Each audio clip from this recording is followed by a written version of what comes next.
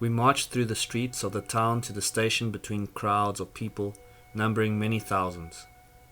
Flowers were thrown at us from every window. Everybody wanted to shake hands with the departing soldiers. All the people, even soldiers, were weeping. Many marched arm in arm with their wife or sweetheart. I shall never forget that leave-taking, however old I may grow to be. Desperately, many women clung to their men. Some had to be removed by force, just as if they had suddenly had a vision of the fate of their beloved ones, as if they were beholding the silent graves in foreign lands in which those poor nameless ones were to be buried. They sought to cling fast to their possession, to retain what already no longer belonged to them. These are the words of an anonymous young German soldier who was drafted into the German army before the war began.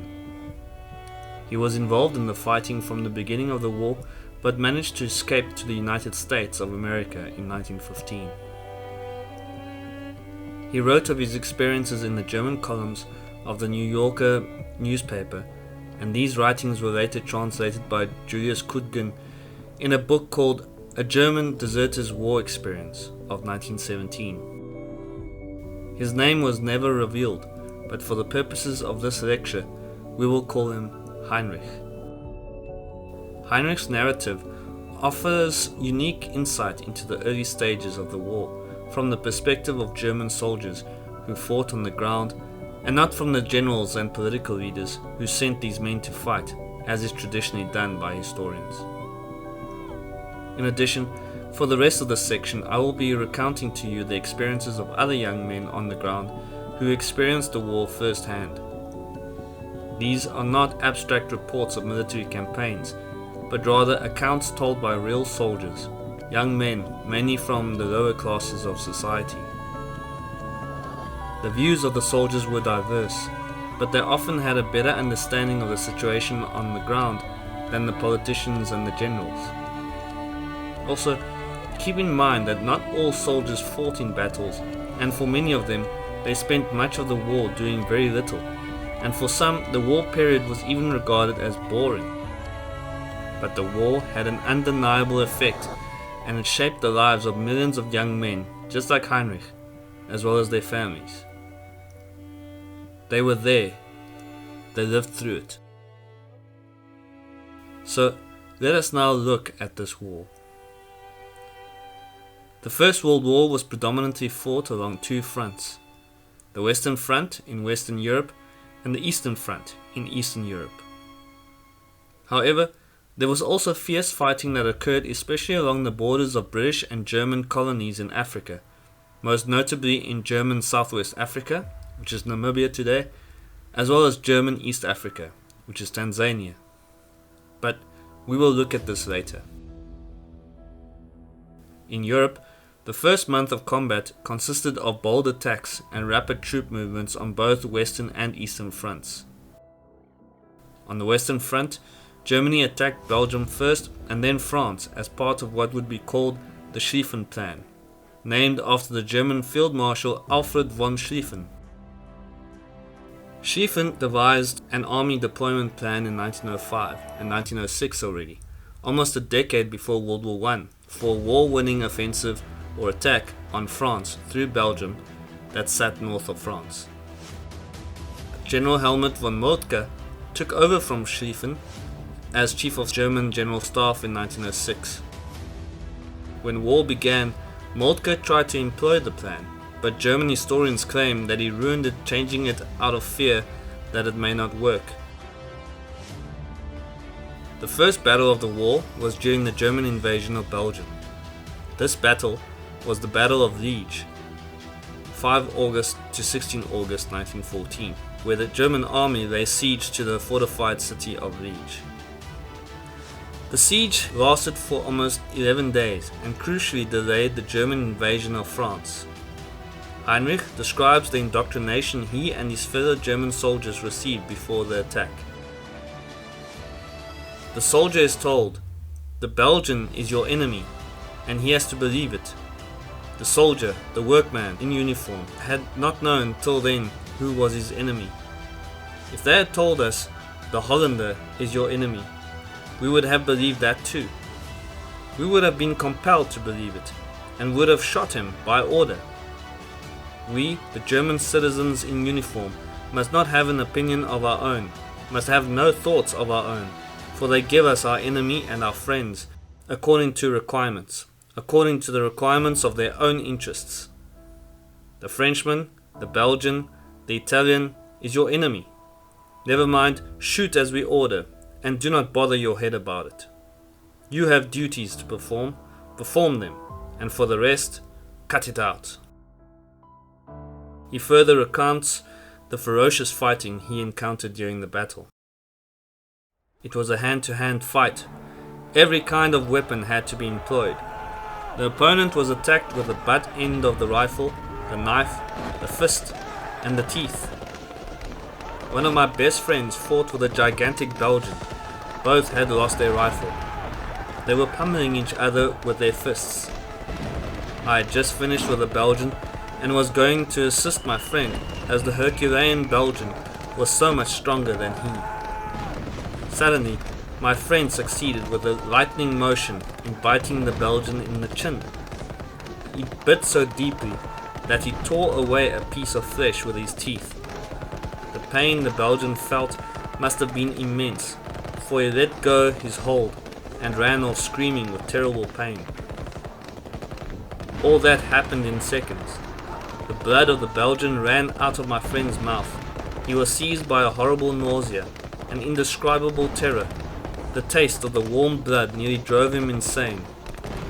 That young, gay, lively fellow of 24 had been cheated out of his youth in that night. He used to be the jolliest among us. After that, we could never induce him even to smile. Whilst fighting during the night, I came for the first time in touch with the butt end of a Belgian rifle. I had a hand-to-hand fight with a Belgian when another one, from behind, hit me with his rifle on the head with such force that it drove my head into the helmet up to my ears. I experienced a terrific pain all over my head, doubled up, and lost consciousness. When I revived, I found myself with a bandaged head in a barn among other wounded. The other wounded and the soldiers of the ambulance corps said that the Belgians had been pushed back to the fortress. We heard, however, that severe fighting was still going on. Meanwhile, the artillery had begun to bombard the fortress, and even the German soldiers were terror-stricken at that bombardment.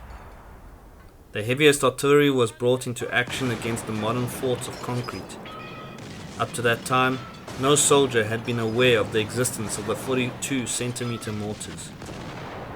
Even when Liège had fallen into German hands, we soldiers could not explain to ourselves how it was possible that those enormous fortifications, constructed partly of reinforced concrete of a thickness of 1 to 6 meters, could be turned into a heap of rubbish after only a few hours' bombardment. Having been wounded, I could of course not take part in those operations, but my comrades told me later on how the various forts were taken. Guns of all sizes were turned on the forts, but it was the 21 and 42 centimeter mortars that really did the work. From afar, one could hear already the approach of the 42 centimeter shell. The shell bored its way through the air with an uncanny rushing and hissing sound that was like a long shrill whilst filling the whole atmosphere for seconds. Where it struck, everything was destroyed with a radius of several hundred yards. The enormous air pressure caused by the bursting of its shells made it even difficult for us Germans in the most advanced positions to breathe for several seconds. Later, German Zeppelin airships came overhead and continued to bomb the Belgian defences. Heinrich continues, "Thus, the forts were made level with the ground. Thousands of Belgians were lying dead and buried behind and beneath the ramparts and fortifications. General assault followed. Liège was in the hands of the Germans." On 7 August, the French implemented Plan 17, a so-called scheme of mobilization and concentration, to be put into effect by the French army in the event of war with Germany. The plan made possible a prompt invasion of Germany and/or Belgium before Germany could mobilize its reserve armies, while Russia would attack Germany from the east. The plan was implemented with disastrous consequences for the French army when they were defeated at the Battle of Frontiers from the 7th of August to the 13th of September, at a cost of 329,000 dead and wounded. Following the outbreak of war, Field Marshal Sir John French's British Expeditionary Force, or the BEF, was sent across the English Channel to support France. Comprising only about 90,000 men, it was tiny compared to the German and French armies. On arrival, it was sent to a holding area on the left of the French 5th Army near Maubeuge on the Belgian frontier. This placed the BEF squarely in the path of the German 1st Army as it advanced through Belgium. On the 22nd of August 1914, the BEF was warned of the German advance by cavalry patrols. The BEF took up a defensive position around Mons. The following day, the 23rd of August, the Germans blundered into them. However, the Germans were stopped by accurate British rifle fire and suffered heavy casualties. One young British soldier, the 22-year-old Sergeant Vernon Matthews of the 5th Princess Charlotte of Wales Dragoon Guards, relates his first-hand experiences at Mons. We arrived in Mons on Sunday, 23 August 1914. It was not empty. There had been no shelling. The Germans had not got to Mons, so we got to Mons without any casualties at all. I remember very well riding through the streets, and the general public were out, and the women had barrels, baskets, and as we passed they gave us stuff to eat, bread and jam, cake, and of course some of them had wine. I didn't touch it. The order was that men were not allowed to have any. Well, we got through Mons and we turned left having got there, and the Germans were away to the right, north of Mons, and we made a big left turn away. Nothing happened on that Sunday, but Monday morning, early in the morning, we were suddenly shelled. You just heard the German planes, single-seaters, that came over on reconnaissance. They came over to see where you were, just one, that's all, or two. And when they saw troops below, they fired a rocket. The German artillery watching them took the range on to the rocket. Well, of course, when they did that and fired the shell, we lost people. Villages were being shelled. They were not alight at that moment. We were coming back. We were being driven back. It's a great retreat. But no one must think it was a great victory. The victory came when we got to the end, when we turned. The actual retreat itself was a defeat. The Germans were all over the place. Cavalry, of course, under a General von Kluck. He was supposed to have been one of the brilliant cavalry leaders in the German army under the Kaiser. But you don't see the general when you are fighting, but his troops. The ones fighting us were the 9th Uhlans, their lancers, because we captured a lot of their horses. I actually had a German horse. My horse was killed and I caught a German officer's horse that was loose. Well, the Germans, you found, as you galloped about, it was an open war, there were no trenches, and it was nearly all cavalry. In our day, in 14, it was cavalry with sword, rifle and lance, Royal Horse Artillery and the infantry with the bayonet and rifle. They were your weapons. So you must understand the ferocity of the 14 war. Really, it was tremendous. It was killing hand to hand. Anyone who knows what war means, they know exactly what happens. You don't have to be told that men were blown to pieces and they were here, there and on the wire and in trees. Despite the success at the Battle of Mons, the BEF's right flank was exposed by the withdrawal of the French 5th Army, and it was forced to fall back as well. On the 25th of August, the French commander, General Joseph Joffre, ordered a withdrawal to the River Marne. During the next 10 days, the BEF carried out a 320-kilometer fighting retreat in hot weather. The BEF suffered thousands of casualties in a series of holding actions at Landrecies on the 25th of August, Le Château on the 26th of August, Etro on the 27th of August, Zaratsy on the 28th of August, Neri on the 1st of September, Crepy and Villers-Cotterets also on the 1st of September. At this point, French decided that his troops needed to be pulled out of the line for a rest, leaving the French to fight on by themselves. Aware of the impact that this would have on Anglo-French relations, Field Marshal Kitchener, the Secretary of State for War, intervened in person and overruled him. On the 3rd of September, the BEF withdrew across the Marne River.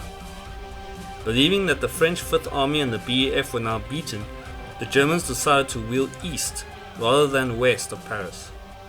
This exposed their flank to a counterattack. Meanwhile, a naval confrontation was brewing in the North Sea off the coast of Western Europe. On the 28th of August 1914, the Battle of Heligoland Bight between the British and German navies took place and was the first naval battle of the First World War. The battle took place in the southeastern North Sea, when the British attacked German patrols off the northwest German coast. The German High Seas Fleet was in harbour on the North German coast, while the British Grand Fleet was out in the northern North Sea. The British devised a plan to ambush German destroyers on their daily patrols.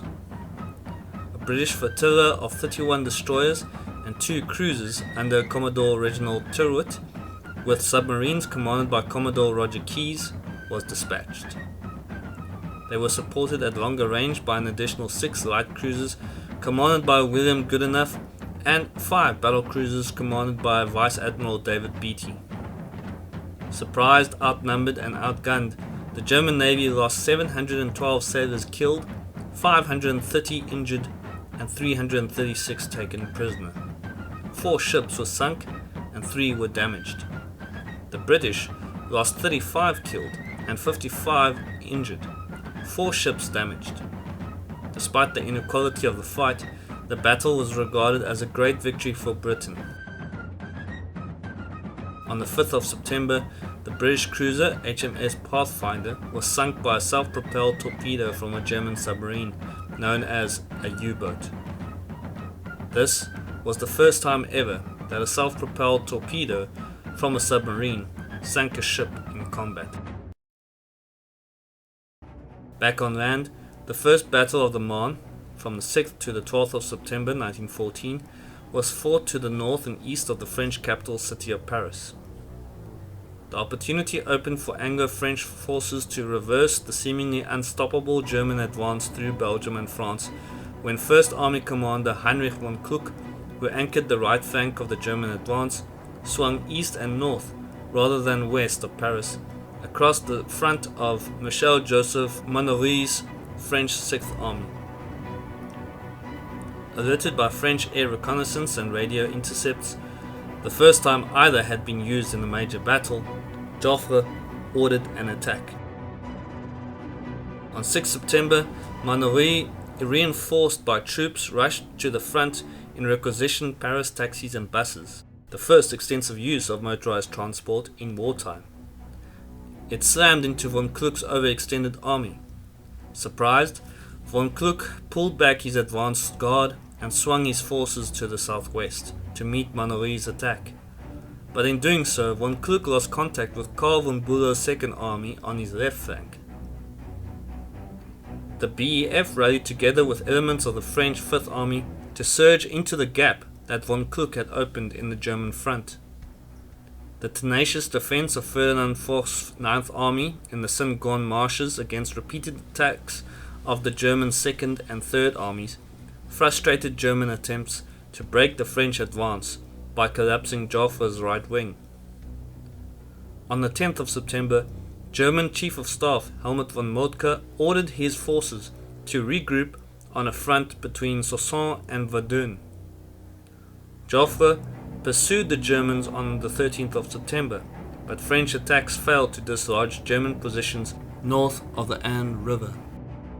The Anglo-French victory had been due in part to the fact that the Germans had overextended their logistics and heavy artillery, which was used to crushing advantage in earlier battles.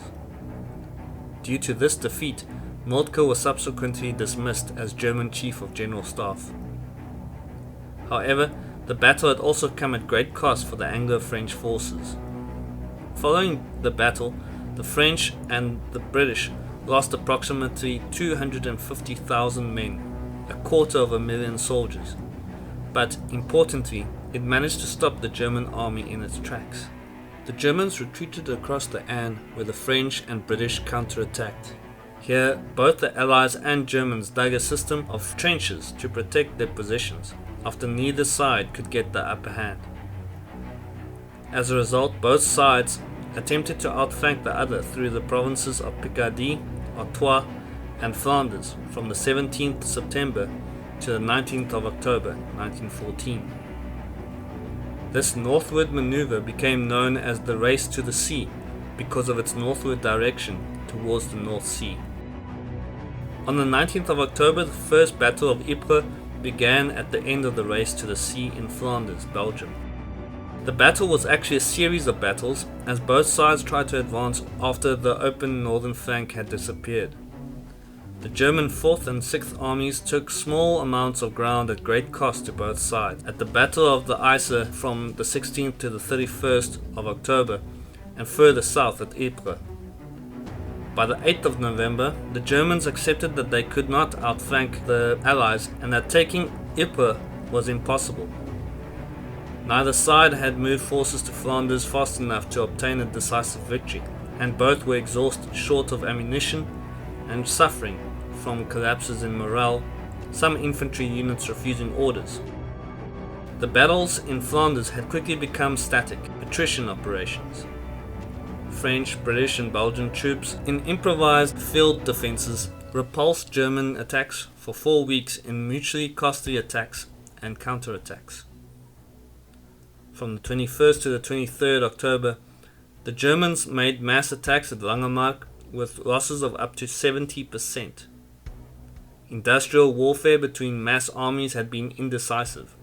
Field fortifications had neutralized many classes of offensive weaponry, and the defensive firepower of artillery and machine guns had dominated the battlefield.